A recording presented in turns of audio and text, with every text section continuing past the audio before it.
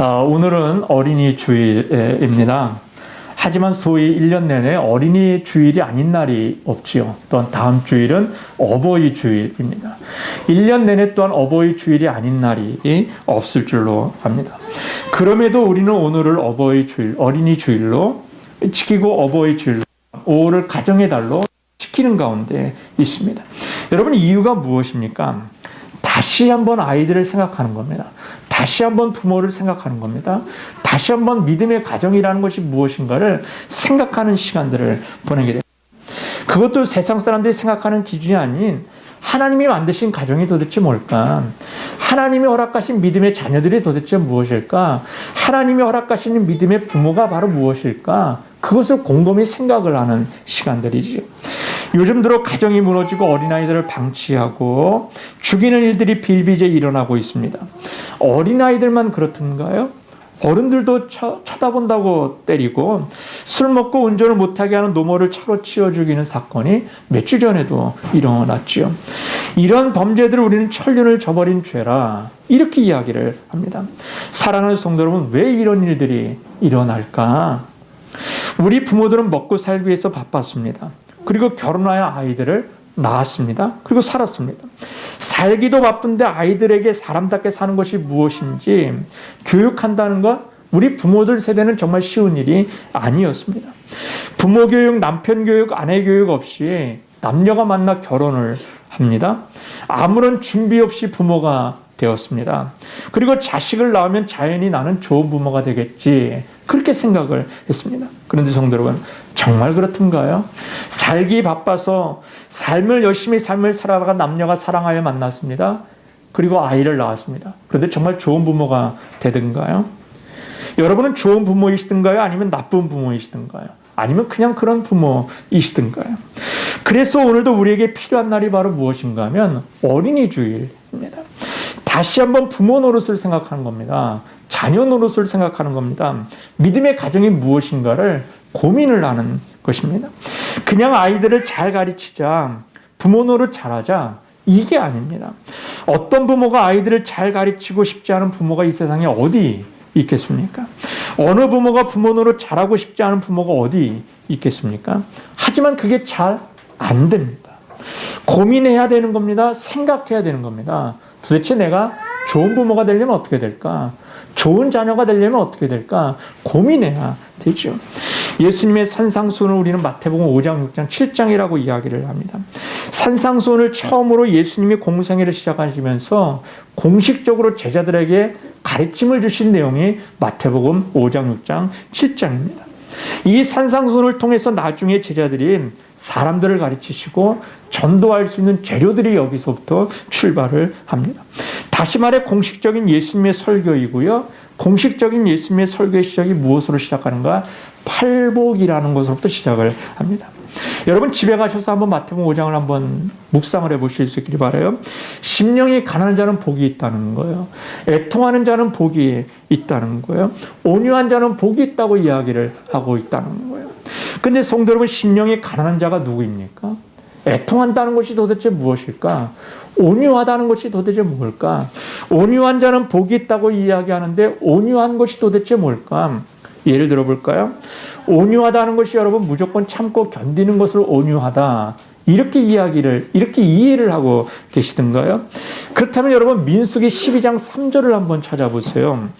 이 사람 모세는 온유함이 지면의 모든 사람보다 더하더라. 모세를 향하여 온유하다고 이야기를 해요. 근데 이때 모세의 삶이 뭐였던가? 살인자였습니다. 모세의 삶이 혈기왕성한 사람이었습니다. 하나님께서 주시는 사명을 거절할 정도로 다혈질 사람이었다는 거예요. 그런데 이 사람을 향해서 하나님은 온유하다, 이 사람의 온유함이 온 지면에 다 퍼져 있을 정도로 온유하다라고 이야기를 해요. 그렇다면 우리가 생각하는 온유함과 하나님이 생각하는 온유함은 다르구나, 이걸 우리가 알 수가 있습니다. 그렇다면 고민하지 않고 하나님의 말씀을 생각하지 않고 주님의 뜻을 온전히 이해할 수 있던가? 그건 쉽지 않은 것 같아요. 팔복의 결론이 무엇입니까?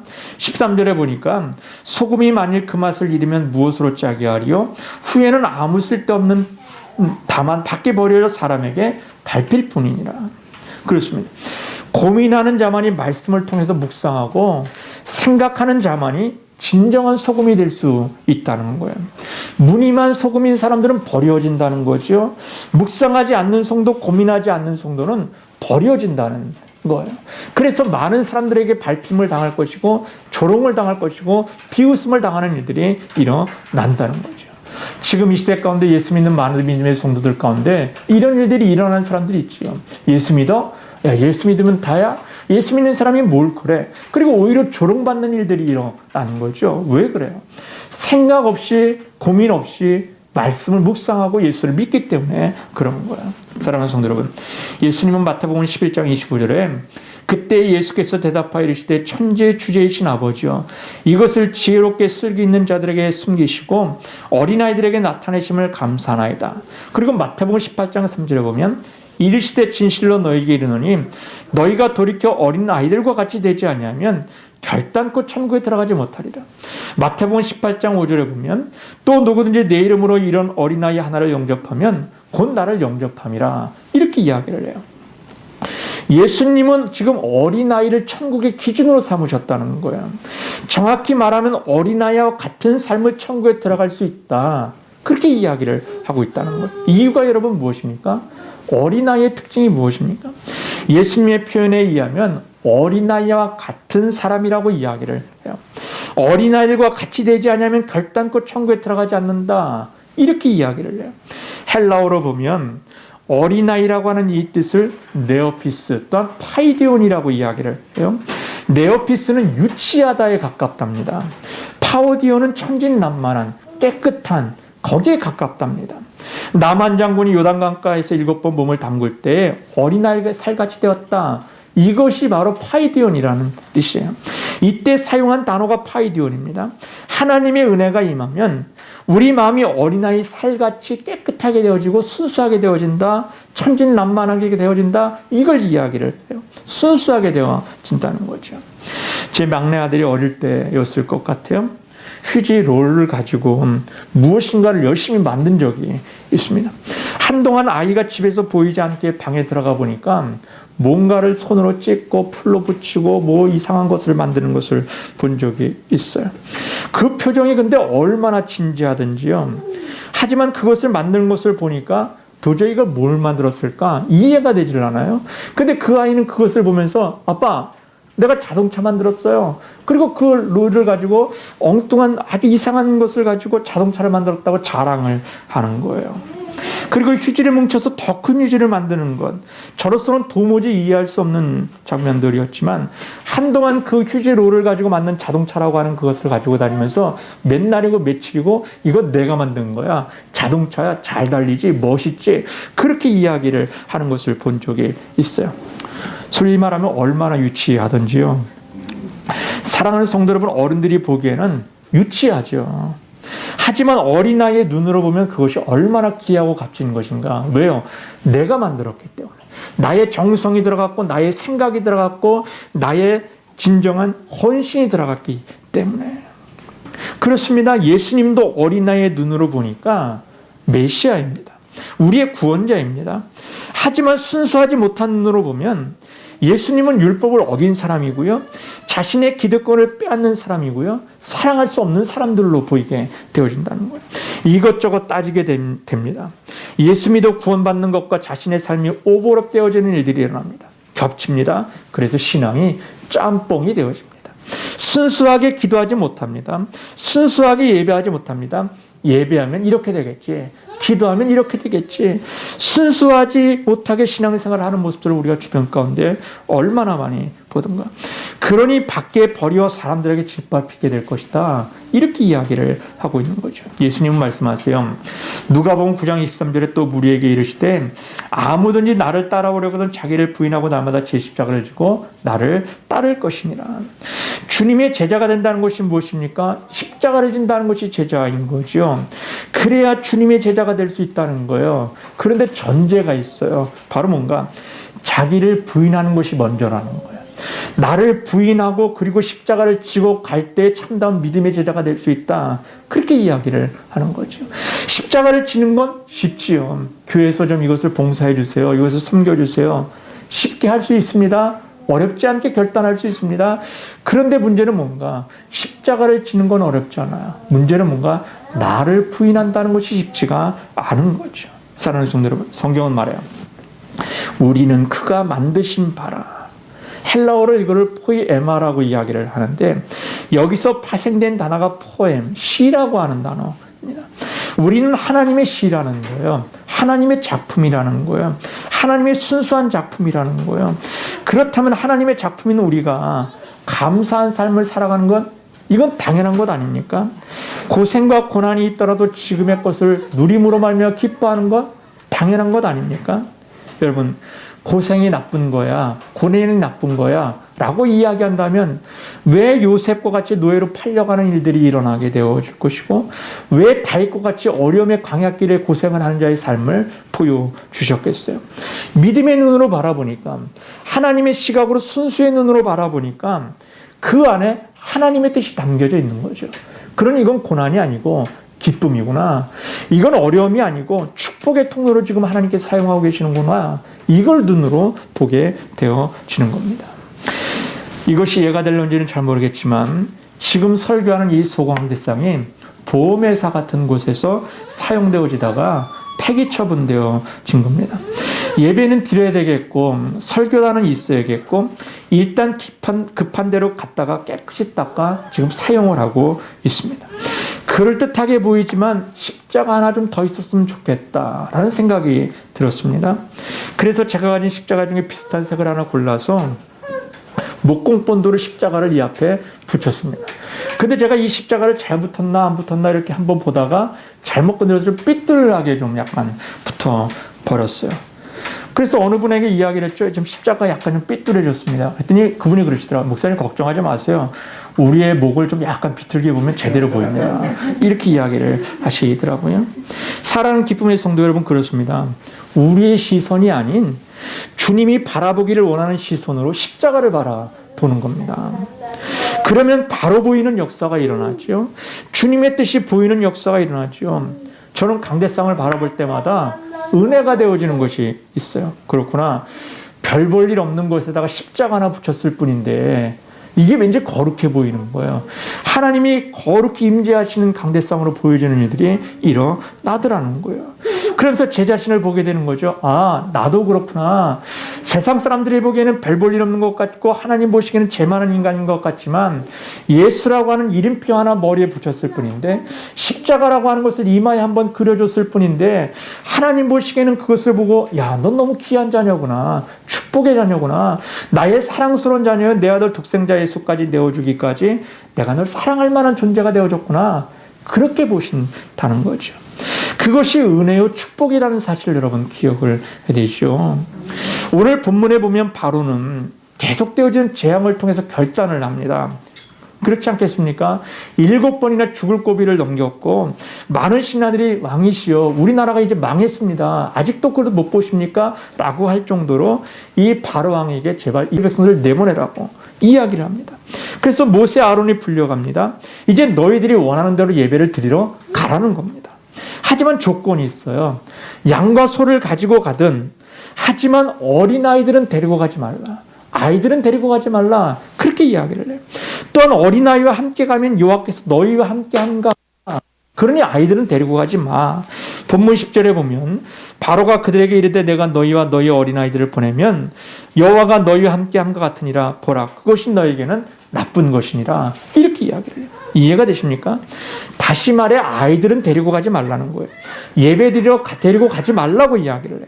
아이들도 가면 하나님이 지금 너와 함께 가시니까 오히려 너희는 귀찮아질 거야. 괴로워질 거야. 이렇게 이야기를 해요. 사랑하는 성도 여러분, 이유가 무엇입니까? 왜 자녀들과 함께 가지 말라고 이야기합니까? 그것이 우리에게는 나쁜 것이라 이렇게 지금 바로는 이야기를 해요. 사단도 우리에게 지금 그렇게 이야기를 해요. 귀찮아진다는 거예요. 성도 여러분, 그렇지 않습니까? 나 혼자 신앙생활 하는 것은 우아하게 할 수 있죠. 멋있게 할 수 있죠. 잘 할 수 있죠. 헌신할 수 있죠.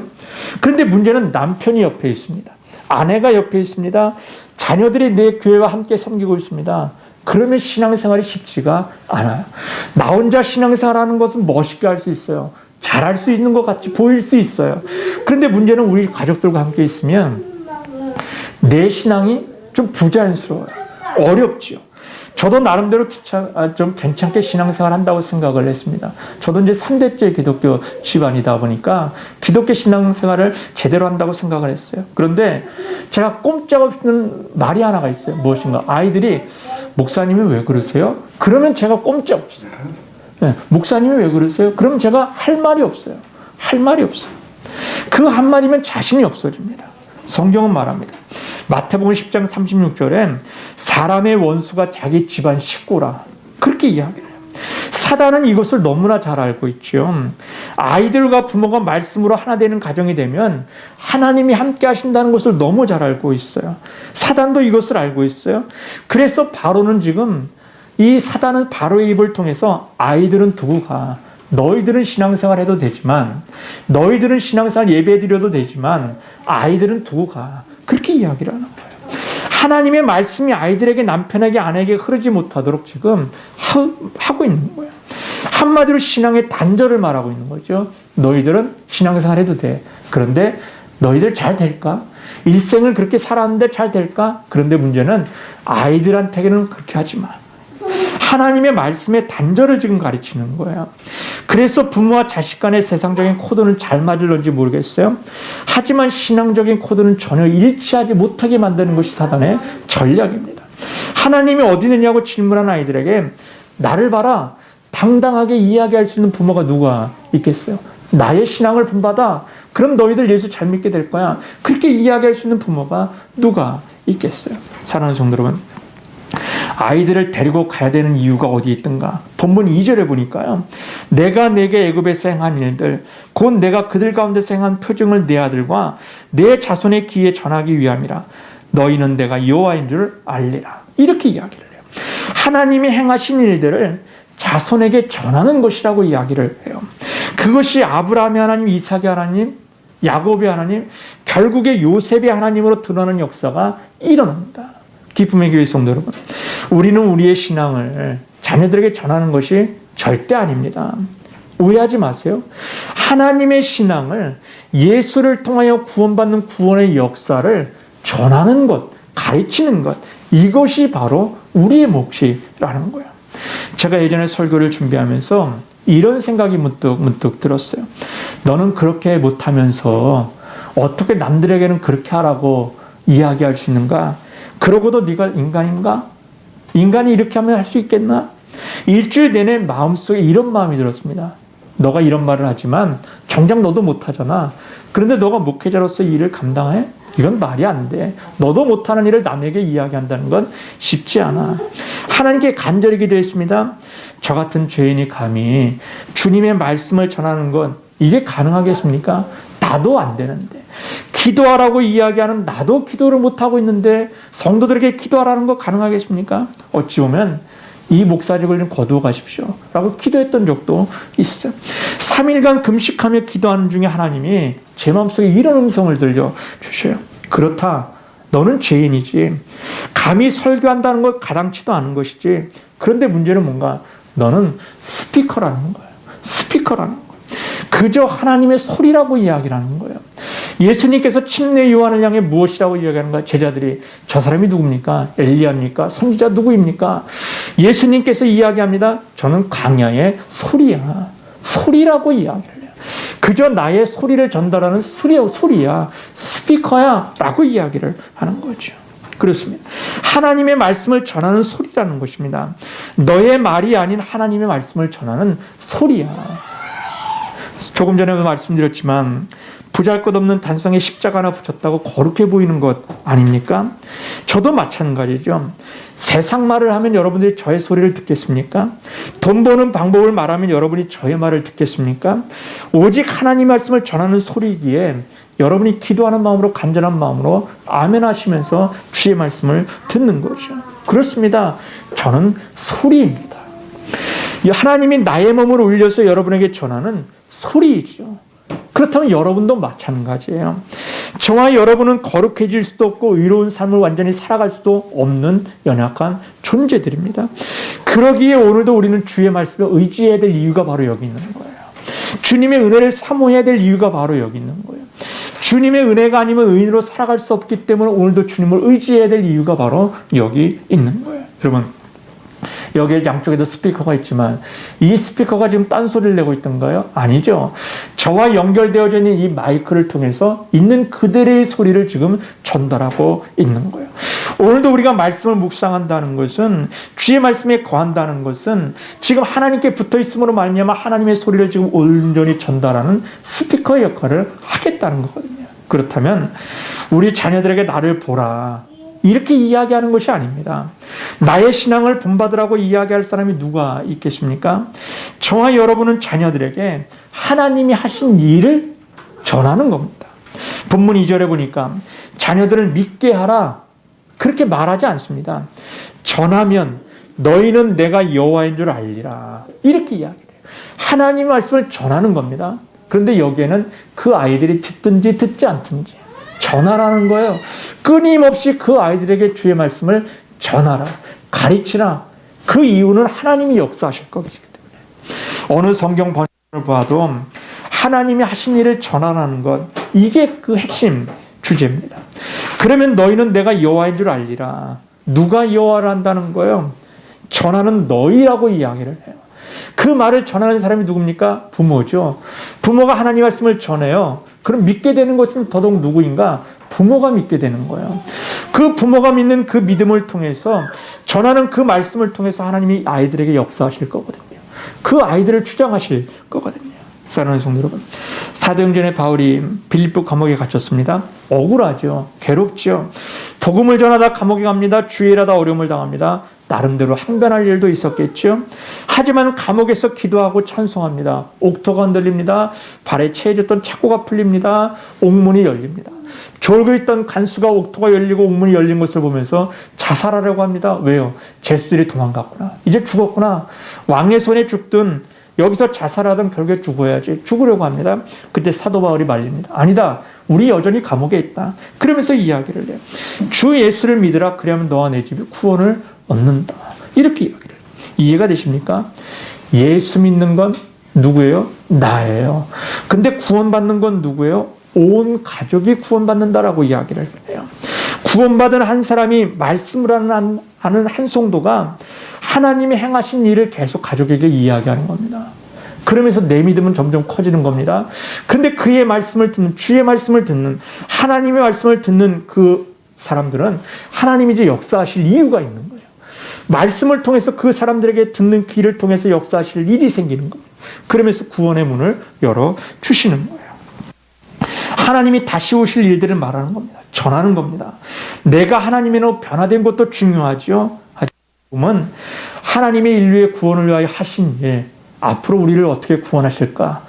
다시 오실 그 예수님을 전하는 것, 이것이 바로 우리가 해야 될 몫이고 복음이고 전도라는 거예요. 여러분들의 자녀들이 지금 신앙생활 하지 않는 것 같다. 너무 안달할 필요가 없어요. 단지 그 아이들에게 하나님은 이런 분이셔. 성경이 이렇다. 하나님은 이런 신분이시고 너를 위해서 구원을 이렇게 베푸신 분이야. 전하는 거야. 그럼 그의 말을 듣는 그 마음속에 하나님이 이제 역사하시는 거예요. 하나님이 물도 주시고 햇빛도 주시고 거름도 주셔서 자라게 하시는 분이 하나님이시라. 단지 저와 여러분의 몫은 전하는 겁니다. 지금도 유대인들은 이마에 상자를 만들어 매고 성인식을 치러요. 손목에 상자를 만들어 가지고 하나님 앞에 성인이 되었을 때 말씀대로 살아갈 것을 맹세합니다. 이때 상자에 넣고 집대문 문설주에 반드시 새기는 말씀이 바로 뭔가? 쉐마죠. 신명기 6장 4절에서 9절의 말씀이에요. 거기에 보니까 무엇을 가르치라고 이야기하든가 무엇을 강론하라고 이야기를 하든가 하나님은 유일하신 하나님이야. 이걸 아이들에게 가르치라는 거예요. 유일하신 하나님을 가르치고 믿어라. 이렇게 이야기를 해요. 하나님이 주신 모든 계명을 통틀어서 가장 중요한 계명이 뭐예요? 10계명의 첫 계명이죠. 나 외에 다른 신을 섬기지 말라. 이거 아닙니까? 이 명령은 여호와 하나님을 믿고 섬겨야 된다. 이걸 이야기를 해요. 하나님은 왜 이 계명을 10계명에 제일 처음에 두셨을까요? 그것은 이스라엘 백성들이 이제 가나안 땅에 들어가게 돼서 이제 세상의 가치관을 갖게 될 것이고 이방의 종교를 따라가게 될 것이고 이방 신들을 따라가는 일들이 있게 될 것이고 세상의 화려함들을 보게 될 것이다. 그런데 그 화려함보다 그 뒤에 역사하시고 함께 하시는 그 하나님, 이 하나님만을 섬겨야 돼.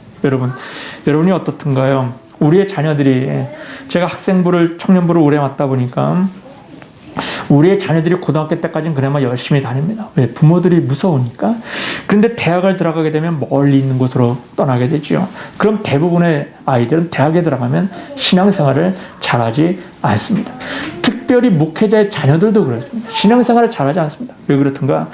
교회 안에서 매일같이 억눌려 왔던, 기도해야 돼, 말씀 봐야 돼, 헌신해야 돼, 봉사해야 돼, 그런 삶을 살았다가 갑자기 세상 것들을 보니까 너무 화려하게 살아가는 거예요. 너무 멋있게 살아가는 거예요. 야, 이렇게도 살아가는 사람들이 있구나. 저렇게 살아가는 사람들이 있구나. 그러면서 거기에 혹하며 넘어가는 이들이 많이 일어나죠. 여러분, 이스라엘 백성들이 광야 40년을 헤매면서 진짜 기적이 뭘까? 만나를 먹어도 이스라엘 백성들은 광야에서 죽었던데요. 반석에서 물이 나오는 놀라운 기적을 보고도 이스라엘 백성들은 죽었던데요. 불뱀을 보고도 놋뱀을 만들어 쳐다보는 이들만 산다라고 이야기했음에도 그것을 쳐다보지 않아서 죽었던 이들도 있던데요. 그렇습니다. 그런 놀라운 불기둥과 구름기둥을 보고도 죽던데요. 가나안 땅에 들어가지 못하던데요. 반석에서 나오고 물이 만나가 떨어지고 메추라기가 먹는 그런 일들을 보면서도 그들이 광야 앞에서 촉각거린 가나안 땅에서도 죽는 일들이 일어나던데요. 근데 주님은 말씀을 하세요. 그들이 광야 40년 길을 향하면서 의복과 신이 헤어지지 않았다. 이렇게 이야기를 해요. 여러분, 그들이 광야 40년을 살아가면서 내가 주는 만나로 그들은 배고프지 않았어. 그들은 고기를 실컷 먹었어. 그들은 반석에서 나오는 생수와 같은 물들은 매일같이 배부르게 먹었어. 이게 은혜야. 이게 축복이야. 그렇게 이야기하지 않아요. 주님은 뭔가 의복이 헤어지지 않는 게, 신발이 헤어지지 않는 게 축복이야. 이렇게 이야기를 하세요. 여러분, 의복과 신발과 양식 중에 무엇이 가장 귀합니까? 양식이 귀하죠. 의복은 없어도 벌거벗고는 살 수는 있죠. 신발은 없어도 먹을 것이 없으면 살 수 없죠. 먹을 게 가장 귀하지 않습니까? 그런데 주님은 그렇게 이야기해요. 그들이 배불러 살았다. 이게 은혜가 아니고 의복이 닳지 않고 신이 헤어지지 않은 건 이게 은혜야. 이게 축복이야. 주님은 그렇게 이야기를 하고 있는 거예요. 여러분, 만나가 소중하죠. 신발이 없어도 살지만 양식이 없으면 죽습니다. 근데 사랑하는 성도 여러분, 우리에게 신발이 있는 건 귀하게 여겨질 때 이게 은혜입니다. 이게 축복입니다. 그렇구나. 내 신발이 닳지 않았고 의복이 헤어지지 않은 건 이게 하나님이 나를 지금 돌보시고 계시는구나. 하나님이 지금 함께 계시는 것이구나. 잊고 살아간다는 것이 귀하게 여겨질 때 적각골이 흐르는 땅으로 들어가는 놀라운 믿음의 축복의 역사가 열려지는 것임을 믿습니다. 오늘 내가 집이 있구나. 들어가서 편안한 잠을 누울 수 있는, 육체를 누울 수 있는 그런 집이 있구나. 이것이 감사하게 느껴지는 겁니다. 오늘도 내가 마실 물이 있고 숨 쉴 수 있는 숨이 있구나. 이게 은혜지요. 제가 한 달 전에 참 어려운 일을 당했습니다. 정말 심장이 아프고 먹지 않아도 배가 고프지 않고 자지 않아도 졸리지 않는 매일매일의 삶을 살았습니다. 그때 제일 많이 한 기도가 무엇인지 아십니까? 주님, 살려주세요. 한 번 더 기회를 주세요. 오늘도 살아갈 힘을 주세요. 오늘도 살아있게 해주세요. 오늘도 숨쉬게 해주시고 오늘도 자녀들의 얼굴을 바라볼 수 있는 은혜를 주시고 아내와 함께 살아갈 수 있는 힘도 주세요. 집도 필요하죠. 섬길 교회도 필요하지만 살아갈 돈도 필요하지만 나의 유일하신 하나님, 나의 전부이신 하나님, 오늘 내가 살아있게 해주십시오. 숨쉬게 해주십시오. 얼굴 두고 삶을 살아갈 수 있게 해주십시오. 이 기도였어요. 이게 은혜죠. 나보다 나를 더 잘하시는 세상의 전부이시며 유일하신 하나님을 섬기는 건 이게 은혜죠. 그러면서 제가 요즘은 아침에 일어날 때에 숨을 쉴 수 있다는 게 이게 얼마나 감사한지, 세상의 자연 만물을 바라볼 수 있다는 것이 또한 얼마나 감사한지, 오늘도 갈 곳이 있고 할 일이 있다는 것이 얼마나 감사한지 이게 느껴지는 거죠. 이게 은혜죠. 전도서 9장 9절에 보니까 내 헛된 평생의 모든 날 곧 하나님이 해 아래에서 내게 주신 모든 헛된 날에 내가 사랑하는 아내와 함께 즐겁게 살지어다. 그것이 내가 평생의 해 아래에서 수고하고 얻은 내 몫이로냐. 이렇게 이야기를 해요. 헛된 날들 속에 아내와 함께 삶을 살아가는 것이 유일한 수고의 몫이야. 상급이야. 이렇게 이야기해요. 아내와 살 수 있다는 것이 평생 수고로운 삶에 살아가는 복이야.